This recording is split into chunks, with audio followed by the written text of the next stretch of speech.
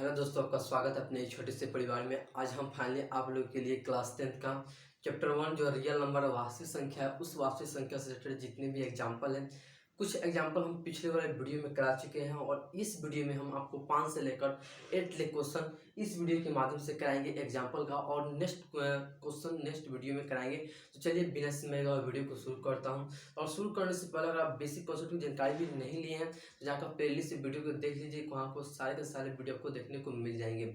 चलिए वीडियो को शुरू करता हूँ। क्वेश्चन आप स्क्रीन बोर्ड पर देख सकते हैं। क्वेश्चन आपको दिख रहा होगा। 5 नंबर एग्जाम्पल आपका है कि कह रहा है क्वेश्चन की संख्याओं 4 के पावर n पर विचार करना है। किस पर? इस पर 4 के पावर n पर क्या करना है? विचार करना है, कुछ विचार करना है। जहाँ n क्या एक प्राकृतिक संख्या है। जो नेचुरल नंबर प्राकृतिक संख्या होती है तो क्या होती है? 1 से शुरू होगी। क्या होगी? 1 से होगी। 1 से लेकर कितने ले? अनंत ले। अब फिर क्वेश्चन क्या कर रहा है कि जांच कीजिए कि क्या n का कोई ऐसा कोई मान है जिसके लिए 4 के पावर n अंक शून्य पर समाप्त होगी। अब बताइए, अगर कोई संख्या अगर शून्य पर समाप्त हो रही है तो शून्य पर समाप्त हुई तो वो संख्या 5 से डिवाइड होना चाहिए या 2 से डिवाइड होना चाहिए। जैसे मान लीजिए एग्जांपल के थ्रू, अगर मान लीजिए अगर 10 कोई संख्या है, 10 नंबर कोई 10 है, तो ये संख्या क्या है? 0 पर समाप्त हो रही है। 0 पर समाप्त हो रही है तो ये संख्या कितने? 5 से डिवाइड होगी या 2 से भी डिवाइड होगी। अगर मान लीजिए अगर संख्या कोई अगर 100 ही है तो 100 है तो 2 से डिवाइड होगी। 2 से डिवाइड होगी नहीं होगी? अच्छा, और ये 5 से भी डिवाइड होगी, 5 से भी डिवाइड होगी। तो इस एक क्वेश्चन में आप देख सकते हैं, जैसे आप यहाँ पर कुछ आप भाषा के रूप में आप कुछ लिख सकते हैं। जैसे 5 नंबर क्वेश्चन को यहाँ पर हम शूट करते हैं। जैसे यहाँ पर लिखिए n के लिए, यहाँ पर लिखिए n के लिए, n क्या है? तो प्राकृतिक संख्या है। n के लिए 4 के पावर n कितने से? 4 के पावर n अगर शून्य पर समाप्त हो तो 5 से डिवाइड होना चाहिए। तो वहीं पर आप यहाँ पर लिख दीजिए 4 के पावर n के, चाहे 4 के पावर n अगर अगर शून्य पर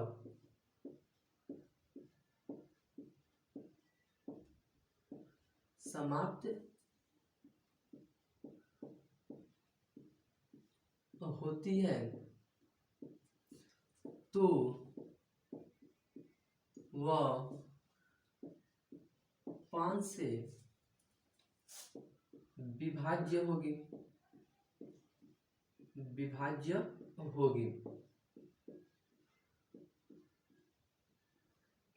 देखिए, और ये संख्या 5 से विभाज्य होगी, लेकिन इसके 4 के पावर n का अगर अभाज्य गुणनखंड कीजिएगा, यहाँ पे देखिए, अब आप लिख सकते हैं 4 के पावर n का अभाज्य गुणनखंड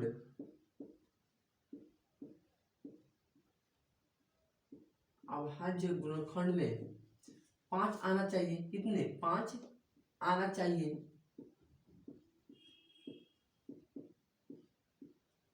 चाहिए, लेकिन असंभव है क्योंकि संभव नहीं है। 5 के पावर यहाँ पर लिख सकते हैं 5 आना चाहिए, लेकिन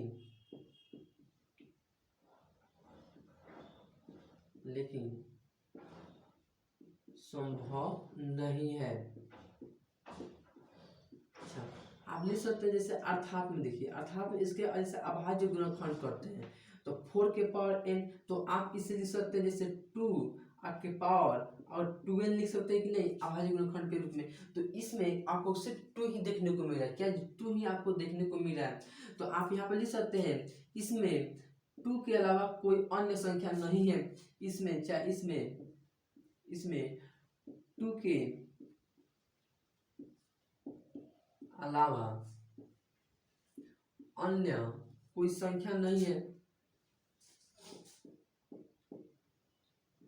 अन्य कोई संख्या नहीं है।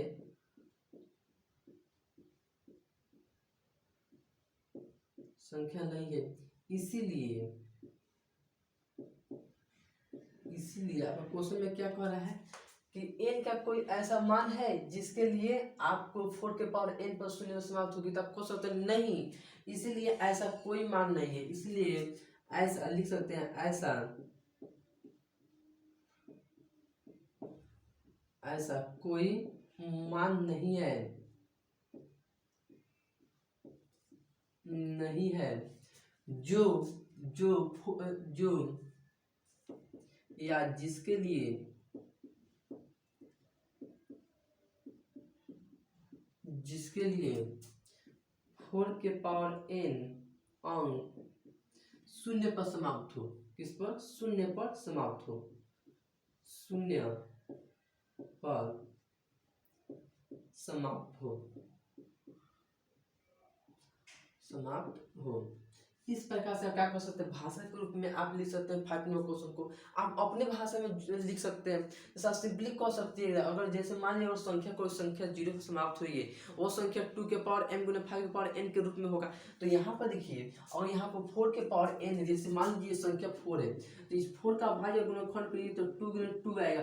तो इस संख्या में आपका 2 है, लेकिन क्या है, 5 गायब है। क्या जी, 5 गायब है, मतलब कि 5 हाजिर नहीं है। तो आप क्या कर सकते हैं, जो संख्या है 4 के पावर n 2 पर समाप्त नहीं होगी। क्यों?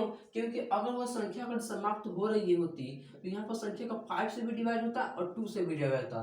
तो यहाँ पर संख्या 4 है, तो यहाँ पर 2 से डिवाइड हो रहा है, लेकिन 5 से डिवाइड नहीं हो रहा है। तो इसीलिए आप कह सकते हैं, इसलिए कि n का कोई ऐसा मान नहीं है जिसके लिए 4 के पावर n अंक पर शून्य पर समाप्त होगी। तो इस प्रकार से आप क्या कर सकते हैं, 5 नंबर क्वेश्चन को आप इजिली आप सोल्व कर सकते हैं। अब रहा 6 नंबर क्वेश्चन, तो 6 नंबर क्वेश्चन को हम बनाते हैं। जैसे 6 नंबर क्वेश्चन को हम यहीं पर सोल्व कर देते हैं। 6 नंबर क्वेश्चन को, जैसे 6 नंबर क्वेश्चन पढ़िए, आप क्या कर रहा है, कह रहा है संख्याओं 6 और 20 के अभाज्य गुणनखंड विधि से एचसीएफ और एलसीएम ज्ञात करना है। क्या जी, एचसीएफ और एलसीएम ज्ञात करना है। तो किस अभाज्य गुणनखंड से? सबसे पहले हम क्या करेंगे, 6 और 20 का अभाज्य गुणनखंड निकालेंगे। हम 6 का और 20 का अभाज्य गुणनखंड निकालेंगे, करेक्ट। अब देखिए, 6 का अगर अभाज्य गुणनखंड निकालेगा तो 2 गुने 3 होगा, 2 गुने 3 होगा। अच्छा, 20 का अभाज्य गुणनखंड निकालिएगा तो 2 गुने 2, 2 दूनी 4, अब 4 पचे 20। यहाँ पर जैसे आपको समझ में नहीं आ रहा, आप सबसे क्या कीजिए, आप यहाँ पर लॉस भी निकाल सकते हैं या ऐसे तोड़ दीजिए। जैसे अभाज्य गुणनखंड यहाँ पर निकाल दीजिए, 2 10 कर दीजिएगा, फिर 2 से मिलाइए तो 5 हो जाएगा। तो आप यहाँ पर देखिएगा, तो यही तो आपका अभाज्य गुणनखंड है, 2 गुने 5 5। अब देखिए, अगर हमको एचसीएफ निकालना है, किसका एचसीएफ निकालना है, चूंकि एचसीएफ तो एचसीएफ क्या होता है, दोनों में कॉमन फैक्टर होता है। जो अगर दोनों में जो कॉमन फैक्टर होगा वही क्या होता है, एचसीएफ होता है। तो इसमें अगर देखिएगा तो इसमें क्या है, तो 2 आपका कॉमन है, 6 में भी है और 20 में भी है, दोनों में क्या है, कॉमन है। जो कॉमन होता है वही क्या होता है, तो एचसीएफ हो जाता है, वही क्या होता है, एचसीएफ होता है। अब देखिए, एलसीएम क्या होता है, कॉमन वाला भी, और जो कॉमन नहीं है वो क्या होगा, एलसीएम होगा। क्या हो जाएगी, जो कॉमन है और जो कॉमन नहीं है वो भी क्या होगा, एलसीएम होगा। जैसे सपोज दैट यहाँ पर देखिए, अगर एलसीएम अगर यहाँ पर हम निकालते हैं तो दोनों में कॉमन क्या है जी, तो कॉमन तो 2 है, कॉमन 2 है। अच्छा, कॉमन जो नहीं है वो भी, जो कॉमन नहीं है वो भी तो 2 है, और 2 गुने 3 गुने 5, ये कॉमन नहीं है, ये अंक को लगता है कॉमन दोनों में नहीं है। ये 2 क्या है, दोनों में है, इसको भी लिखेंगे, जो नहीं है उसको भी हम लिखेंगे। और देखिए, इसे हम गुना कर देते हैं। जैसे 2 दूनी 4, 4 तेईस 12, 12 पचे 60। आपका एलसीएम क्या जाएगा जी, तो 60 आपका फाइनली आ जाएगा। क्या, 60 आपका फाइनली आपका आंसर हो जाएगा 60। तो इस प्रकार से क्या होगा, एलसीएम और एचसीएफ आप निकाल दीजिएगा 6 नंबर क्वेश्चन को। सबसे पहले आप क्या कीजिएगा, आप अभाज्य गुणनखंड फैक्टर कीजिएगा। फैक्टर करने के बाद अगर दोनों में अगर जो कॉमन फैक्टर होगा वो क्या होगा, एचसीएफ होगा। जो कॉमन नहीं होगा वो क्या होगा, वो जो कॉमन नहीं है उसको छाड़ दीजिएगा। अब एलसीएम की बात करते हैं, एलसीएम क्या होगा, जो कॉमन होगा वो भी है, जो कॉमन नहीं है वो भी, दोनों क्या होगा, एलसीएम होगा। इस प्रकार से क्या कर सकते हैं, 6 नंबर क्वेश्चन को इजीली आप सोल्व कर सकते हैं। जैसे झट से लिखिए, फिर मिटाते हैं, नेक्स्ट क्वेश्चन क्यों बनाते हैं। चलिए, आप इसे लिख चुके हैं, इसे हम मिटाते हैं, नेक्स्ट क्वेश्चन क्यों बनाते हैं। नेक्स्ट क्वेश्चन आपका इजी आपका क्वेश्चन है, इसी बेस आपका क्या है क्वेश्चन है, 7 नंबर क्वेश्चन आप देख सकते हैं। जैसे क्वेश्चन आपका क्या कर रहा है कि अभाज्य गुणनखंड विधि द्वारा 96 और 104 का क्या करना है, एचसीएफ निकालना है। क्या जी, एचसीएफ निकालना है। जिस प्रकार से यहाँ भी हम एचसीएफ निकाले हैं, कितने नंबर 6 नंबर क्वेश्चन में एचसीएफ निकाले हैं, सेम कॉन्सेप्ट इसमें भी क्या होगा, अप्लाई होगा। अब चलिए एचसीएफ और एलसीएम निकालते हैं। यहाँ पर जैसे यहाँ पर क्या कर रहा है, आपका क्या कर रहा है, यहाँ पर 96 और 104 का अभाज्य गुणनखंड और फिर इनका जो आपका आया है फिर उनका एलसीएम ज्ञात करना है। अब सबसे 7 नंबर क्वेश्चन को इजीली हम सोल्व करते हैं। देखिए क्वेश्चन को 96 और 104 का सबसे पहले क्या करेंगे, अभाज्य गुणनखंड निकालेंगे। सबसे पहले क्या करेंगे, अभाज्य गुणनखंड निकालेंगे 404 का और 96 का। और देखिए अभाज्य गुणनखंड आपको हम बताएं किस तरह निकलेगा, यहाँ पर निकालिए अभाज्य गुणनखंड 96 का निकालिए। देखिएगा तो ये आपका 2 से मत में कट जाएगा, 2 मत में कट जाएगा, 4 दूनी 8 और यहाँ पर कितना बच गया, हाथ से 16 बच गया, तो 8 दूनी 16, 48 मत में क्या होगा, पहले कट गया। और देखिए फिर आपका 2 से कट जाएगा, 2 दूनी 4, 4 दूनी 8, फिर आपका 2 से कट जाएगा, 12 मत में कटेगा, फिर आप 2 से कटाइएगा तो 6 मत में कट जाएगा। अब देखिए फिर आपका 2 मत में कट जाएगा, फाइनली आपका 3 आ जाएगा। अब देखिए 96 का प्राइम फैक्टर क्या हो गया, इसका फैक्टर क्या होगा जी, 2 गुने 2 गुने 2 गुने 2, 1 2 3 4 5, 1 2 3 4 1 5, 5 को 2 हो गया और गुने 3। इसे आप लिख सकते हैं शॉर्ट के रूप में 2 के पावर 5, अब गुने 3 लिख सकते हैं, 3 लिख सकते हैं इस प्रकार से, या इस प्रकार दोनों जिस मन में करो उसका आप लिख सकते हैं। अब देखिए 404 का आप निकालिए, इसका 404 का निकालिए, तो 404 का अगर निकालिएगा यहाँ पर 2 से मत में लगेगा तो 2 दूनी 4, 0, 2 दूनी 4, फिर 2 मत में लगेगा 0 1। अब इसके बाद नहीं कटेगा, क्या जी, नहीं कटेगा, तो आप यहाँ पर क्या हो जाएगा, 2 गुने 2 गुने 101 हो जाएगा, 101 हो जाएगा। अब देखिए चूंकि अगर आपको एसीएफ निकालना है, क्या जी, एसीएफ निकालना है, सबसे पहले आप इसे शॉर्ट को वाला फॉर्म को यहाँ पर हटा दीजिए, बाद में आप लिख सकते हैं, या आप जिस फॉर्म में लिख सकते हैं। जैसे अब देखिए एसीएफ क्या होता है, तो कॉमन फैक्टर, इसमें कॉमन फैक्टर देखिए तो क्या है जी, 2 है कि नहीं, यहाँ पर 2 यहाँ पर भी है दोनों में, और यहाँ पर भी दोनों में है, 96 में भी है, 104 में भी है, तो कॉमन फैक्टर क्या होगा जी, तो 2 गुने 2 होगा, 2 गुने 2 का, क्यों, यहाँ पर 2 यहाँ पर भी है, 2 यहाँ पर, 4 इसमें भी है, 4 इसमें भी है, दोनों में 4 4 है कि नहीं, और दोनों क्या होगा, एसीएफ होता है, कॉमन क्या होता है, एसीएफ होता है, कॉमन फैक्टर। अब देखिए इसको गुना कीजिएगा आपका 4 आ जाएगा, ये 4 क्या होता है, इसका आंसर हो जाएगा एसीएफ, आपका फाइनली आपका निकल गया, क्या जी, एसीएफ निकल गया। एसीएफ किस तरह निकला, तो कॉमन फैक्टर जो हुआ वो आपका एसीएफ हो गया, क्या जी, एसीएफ हो गया। अब चलिए एलसीएम की बात करते हैं। अब क्या कर रहा है कि फिर इनका एलसीएम निकालें, क्या जी, फिर इनका एलसीएम निकालें। तो आपको पता होगा कि दो संख्याओं का गुणनफल, दो संख्याओं का गुणनफल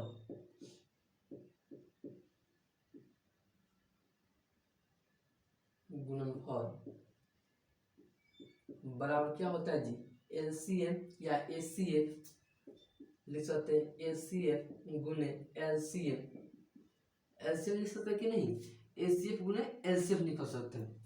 यहाँ पर जो आपका यहाँ पर दो संख्याओं का गुणनफल है और बराबर किसके बराबर होता है, तो एलसीएम गुने एलसीएम के बराबर होता है। तो आप देखिएगा इसे हम हटा देते हैं, जैसे आप देखिएगा तो आपका एसीएफ हम निकाल चुके हैं, इस क्वेश्चन में हम क्या किए, तो एसीएफ आपका फाइनली हम निकाल चुके हैं, क्या जी, एसीएफ हम निकाल चुके हैं। तो यहाँ सिर्फ कितने है, 4 आया है, 4 आया है, और दो संख्या का गुणनफल कितना है, दो संख्या कितना है, 96 और 104 है, कितना है, 96 और 104 है, कितना है, 96 गुने 100 बराबर 404 है, कितना है, 404 है, और एसीएफ गुने एसीएफ बराबर लिख सकते हैं एसीएफ गुने एलसीएम। अब देखिए अगर हमको एलसीएम निकालना है तो एलसीएम क्या है, तो गुना में है, क्या है, गुना में है, तो इस साइड आएगा तो क्या होगा, भाग में होगा, क्या होगा, भाग में होगा। अगर हम इसको उठाकर यहाँ पर लाएंगे, इसके नीचे अगर हम लाएंगे तो किसके रूप में आएगा, तो भाग के रूप में आएगा कि नहीं आएगा, भाग के रूप में आएगा। तो यहाँ पर अगर एलसीएम अगर आप यहाँ पर निकालते हैं तो आपका क्या हो जाएगा, 96 गुने 404 आप बाटा के रूप में, एसीएफ कितना लिया है, एसीएफ आपका कितना है, 4 है, 4। अब देखिए ये संख्या क्या होता है, कुछ आपका कटने वाला है तो काट दीजिए, कटने वाला है सिंपली काट दीजिए। तो अगर 4 से यहाँ पर काटिएगा तो 4 एकम 4 और 4 एकम 4, 101 मिनट में आपका क्या होगा, फाइनली आपका कट गया, 101 मिनट में कट गया। अब देखिए इसे आप क्या कीजिए, गुना कर दीजिए, एलसीएम बराबर 96 गुने 101, इसे आप गुना करना है तो गुना कर लिख दीजिए। जैसे इसे हम गुना यहाँ पर कर देते हैं, 101 गुने कितने से करना है, 96 से करना है, 96 से करना है, 96 से करना है। तो आपका क्या होगा, 6 एकम 6, 0 6 एकम 6, 606 हो गया। 9 से कीजिए, 9 एकम 9, 0 909 हो गया।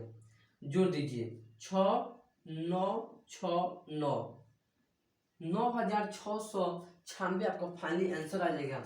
जो एलसीएम क्या हो जाएगा, एलसीएम बराबर 9696 आपका फाइनली आपका आंसर हो जाएगा। इस प्रकार से क्या होगा, एलसीएम आपका फाइनली हो गया। ये क्या है, एलसीएम है। तो यही आपका क्वेश्चन में कौन सा कि एलसीएम निकाले, फिर एलसीएम से क्या कीजिए, तो एलसीएम निकालिए। इस प्रकार से आप क्वेश्चन को सोल्व कर सकते हैं। अब चलिए 8 नंबर क्वेश्चन को हम इजीली अब सोल्व करते हैं। इसे हम मिटा देते हैं। 8 नंबर का क्वेश्चन क्या कर रहा है, 8 नंबर क्वेश्चन को पढ़ सकते हैं। जैसे कर रहा है कि संख्या 6, 72 और 120 का अभाज्य गुणनखंड ज्ञात करना है, द्वारा एसीएफ और एलसीएफ ज्ञात करना है। और देखिए यहाँ का 8 नंबर क्वेश्चन और 6 नंबर क्वेश्चन क्या है, सेम क्वेश्चन है। इसे क्या करते हैं, सोल्व करते हैं। इजीली का क्वेश्चन है, इसलिए इसे सोल्व करते हैं। संख्या क्या है, 6 है, 72 120 है, 3 गो संख्या है। लेकिन बट इसमें क्या था, 2 क्वेश्चन था, इसमें 3 क्वेश्चन है, तीनों को क्या करेंगे, अभाज्य गुणनखंड निकालेंगे। तो 6 हो गया। अच्छा एक क्या है, एक 72 है, क्या है, एक 72 है। अच्छा एक क्या है, तो 120 है, 120 है। इससे अभाज्य गुणनखंड निकालिए। तो यहाँ पर निकालिएगा 6 का, तो 2 गुने 3 होगा, 2 गुने 3 होगा। अगर 72 का निकालिएगा, 72 का, तो यहाँ पर देखिए, यहाँ पर 2 से लगेगा, 2 से, तो 3 दूनी 6 और 6 दूनी 12, 36 मतलब कट गया फाइनली आपका। अब देखिए फिर आपका 2 से लगेगा, तो 18 दूनी 36 यहाँ पर कट गया। फिर 2 से लगेगा, 9 दूनी 18, 3 से लगेगा, 3 3 9, आपका फाइनली कट गया। तो इसका अभाज्य गुणनखंड क्या क्या आ गया, 2 गुने 2 गुने 2 और गुने 3 गुने 3, आपका फाइनली आ गया। अब देखिए 120 का निकालिए, किसका, 120 का। तो 120 का निकालिएगा, 2 मिनट में कटेगा, तो 60 मिनट में कट जाएगा, नहीं कट जाएगा। फिर आपका 2 से कटेगा 30 मिनट में, फिर 2 से 15 मिनट में, और फिर आपका 3 से कट जाएगा 5 मिनट में। फाइनली आपका कट जाएगा, नहीं कट जाएगा। अब देखिए इसे गुना प्राइम फैक्टर लिख दीजिए यहाँ पर, 2 गुने 2 गुने 2 3 बार में, फिर आपका 3 गुने 5, करेक्ट। अब देखिए अब क्या करें, एचसीएफ निकालना है, किसका, चूंकि एचसीएफ निकालना है, एचसीएफ निकालना है। तो एचसीएफ क्या होगा, कॉमन फैक्टर होगा। तो इसमें से तीनों में देखिएगा कॉमन फैक्टर क्या है जी, 2 है, क्या है, 2 आपका कॉमन फैक्टर है। 3 भी है, 3 भी है, यहाँ पर देखिए 3 भी इसमें आपको देखने को मिला है कॉमन फैक्टर में। तो आपका क्या हो जाएगा, 2 गुने 3 होगा, 2 गुने 3 होगा, मतलब 6 आपका क्या होगा, आंसर हो जाएगा। 6 आपका क्या होगा, फाइनली आपका आंसर हो जाएगा। इस प्रकार से क्या होगा, एलसीएम आप एचसीएफ निकाल सकते हैं। अब चलिए एलसीएम की बात करते हैं। एलसीएम क्या होगा मेरे दोस्त, तो एलसीएम की बात करते हैं। तो एलसीएम क्या होगा, जो कॉमन है उसको भी लिखिए आगे, कॉमन वाला अगर आप लिख दीजिए। तो 2 गुने 3 कॉमन वाला है। अब देखिए जो कॉमन नहीं है उसको भी लिखिए आप, जो कॉमन नहीं है उसको लिखिए। तो 2 गुने 2, यहाँ पर 2 गुने 2,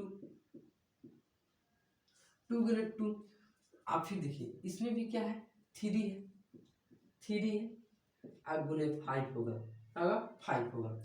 इस प्रकार से क्या करते हैं, एलसीएम निकाल सकते हैं। तो इस प्रकार से क्या एलसीएम निकाल सकते हैं। अगर आप इसे सोल्व करने थे तो सोल्व कर दीजिए। जैसे इसे आप सोल्व कर दीजिए, जैसे इसे आप सोल्व कीजिएगा तो क्या कर, 2 3 6, 6 दूनी 12, 12 दूनी 24, 24 आ गया, क्या जी 24 आ गया। अच्छा 24 गुने 3 और गुने 5, इसे भी गुना कीजिए, इसे भी गुना कीजिए। अगर 24 में 5 से गुना करते हैं तो 20 25 100, 5 का 20, 120 आएगा, क्या जी 120 आएगा। मतलब 3 गुने 120 आएगा। तोड़ तोड़ कर लिखिए, क्या जी तोड़ तोड़ कर लिखिए। अब देखिए 12×3 = 360 आएगा। क्या आएगा? 360 आपका फाइनली आपका आंसर आ जाएगा। इस प्रकार से आप एलसीएम और एचसीएफ की गणना कर सकते हैं।